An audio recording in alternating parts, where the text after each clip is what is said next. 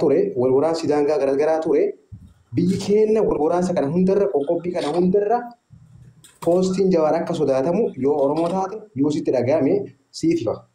Kana jedhee gaafii kooti dabruu barbaada. Abbaa Giddii akkasuma fakkaatota keessanii. Ati yookiin isin warri paartii badhaadhinaa deeggartan jechuudha Abbaa Giddii si ilaalata keessatti. Ati deeggara paartii badhaadhinaa taate yookaan nama karaa nagaa yookiin paartii qaama karaa nagaatiin geggeessu tokko qeeqi.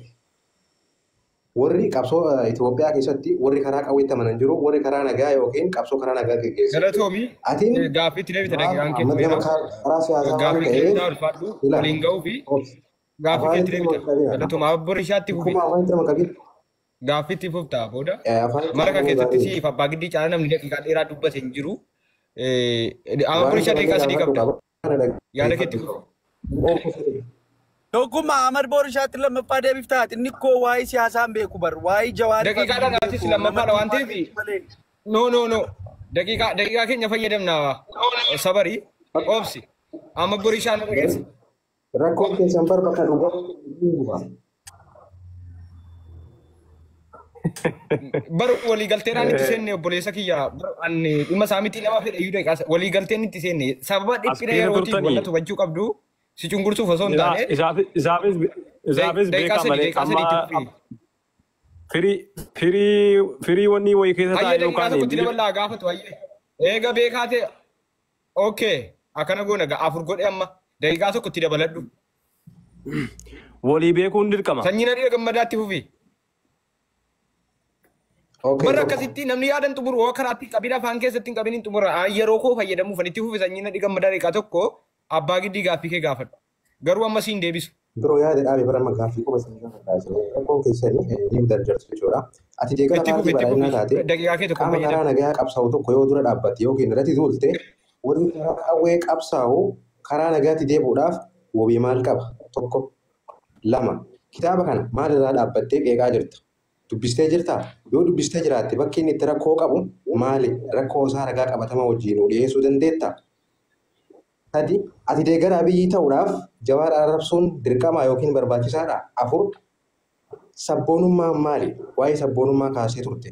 Sabboonummaa jechuun hayyuu qeequu yookiin Jawaar arrabsuu yookiin paartiilee Oromoo xiqqeessuudha. 5 Jawaar ilma gandaati kan jettuuf nuti Jawaar akka Oromootti ilma Oromootti beekna. I am Oromo first jedhee namni Oromoo tana maqaa walitti qabe mataa walitti qabe Jawaar. Kana eessa keettee qunnaa ofii safartee Jawaariin safarte. Kana deebisi.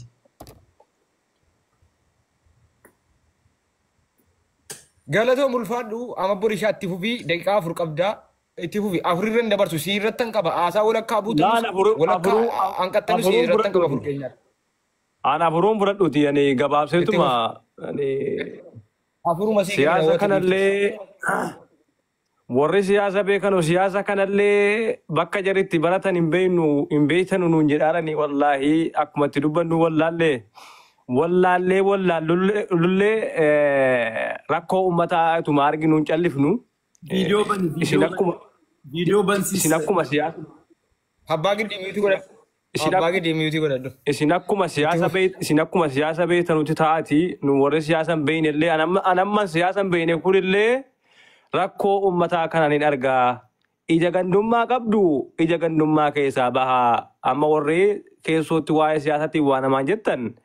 Ija gandummaa qabdu ija gandummaa keessaa ba'a. Abiyyi kan bulchaa jiru Itoophiyaadha. Dhalootaan Jimmaadha garuu kan bulchaa jiru Itoophiyaadha. Jawaar dhalootaan Arsiidha kan deemaa jiru garuu Itoophiyaadhaa fi kanaafuu keessa akkasa deddeebi'anii walitti haasa'urra achi fageessanii haasa'u wayyaa Jawaar wanni ni dubbataaru dhibbaan dhibbatti dhugaadha girrisaadhaan naamana anillee girrisaa warra kanniisaa sanarraayi nam fudhadha waan ni jiraaru.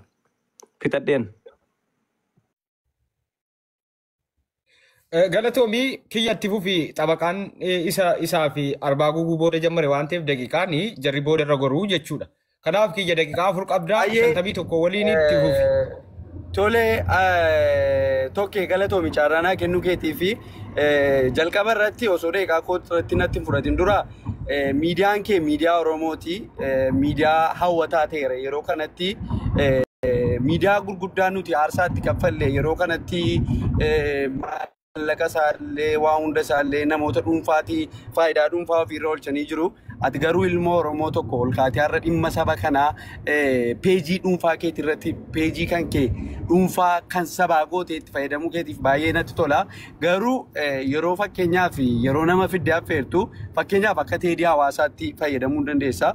Namni Oromoo waan teedii hawaasaa bira dhaquuf hin qabu bira dhufee wal mormii isaa asumatti gaggeeffachuu danda'a. Yeroo wal mormu garuu namni fakkeenyaaf warra Jawaariin deeggaru keessaa nama lama gaafa fudhattu warra Abiyyiin deeggaru nama lama fudhattee wal duraa duubaan fakkeenyaaf yaada nama dhuunfaa irratti yookaan immoo asuma keessa dhufanii walitti duuluu irratti osoo hin taane Abiyyi Oromoodhaaf maal fayyadee Abiyyi masaraa jiraatee Oromoodhaaf maal godhee fakkeenyaaf Jawaar immoo osoo masaraa deemee maal godhaa osoo biyya bulchee maal godha kanaan dura maal godhee kana qeequmsi isaa maaliifi kan jedhu irratti malee fakkeenyaaf ani sila maalan jedhe gibirri fakkeenyaaf miidhamni saba keenyaa karraan tumaanii akkana goona kiyyuu akkana goona.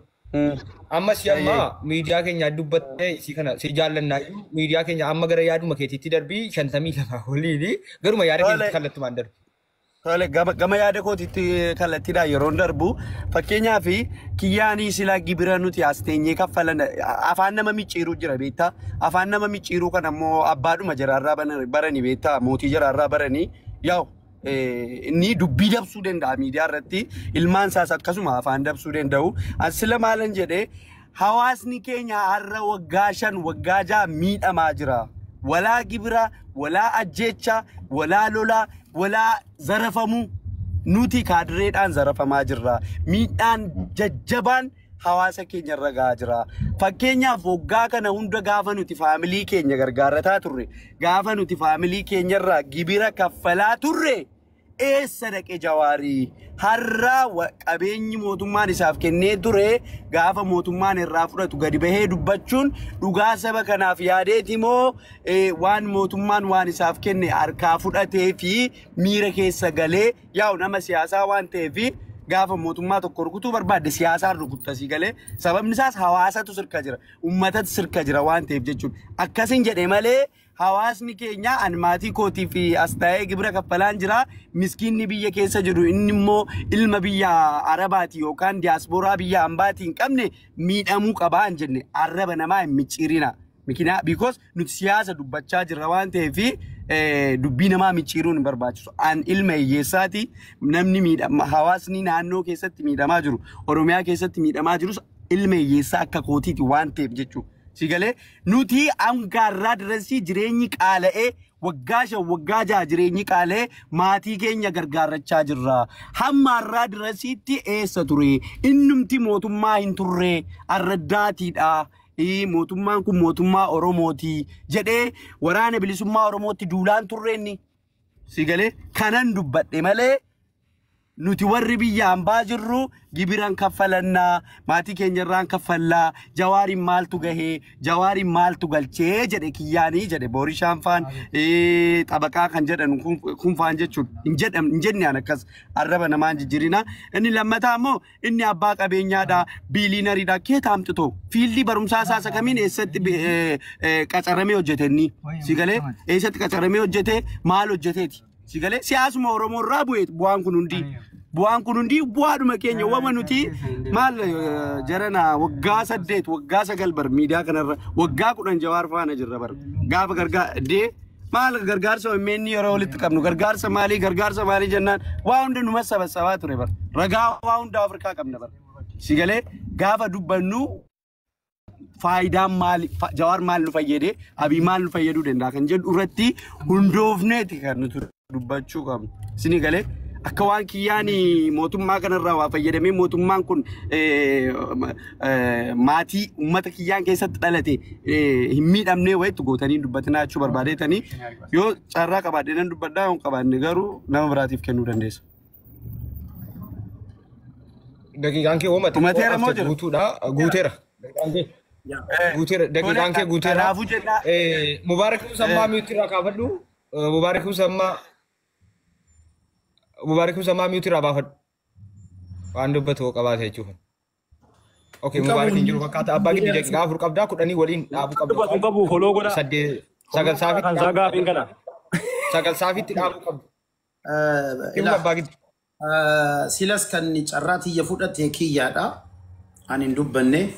Waan tokkorraa na waa'ee gandaa iddoo dubbachuun jaalladhu garuu jechuma Jawaar Mohaammed ilaalcha isaa irraa ka'ee waan tokko jedha. Jawaar yeroo tokko maal jedhee Itoophiyaa kana keessatti kan rakkoo fiduu Tigree, Oromoo fi Amaara. Oromiyaa keessa immoo Arsiidha, Wallaggaa fi Shawaa walirraa eegaa kaan haqa jaraa eegaa jedhe. Kaan haqa jaraa eegaa. Yeroo qabsoo san yeroo san na ukkubde jechittiin kun baay'ee jechuudha laa. Kun maal jechuudha ijoolleen Boorana keessatti du'aa jirtu sun ijoolleen Harargee keessatti rasaasa dura taankii dura dhaabbachaa jirtu sun ijoolleen Jimma keessatti Iluu Abbaa Boor keessatti Naqqamte keessatti warri rasaasa dura dhaabbachaa jiran haqa argachuudhaaf jechuudha. Haqa irraa hiramuuf malee aangoon argatamu jechuudha.